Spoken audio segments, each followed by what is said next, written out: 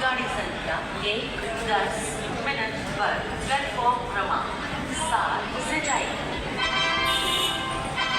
Purvia from Anand Vihar to Saharsa will depart at its scheduled time at 17 hours 10 minutes from platform number 7. Next is Anand Vihar से चलकर घाटी को जाने वाली अपने निर्धारित समय 17:20 पर प्लेटफॉर्म क्रमांक 6 से जाएगी।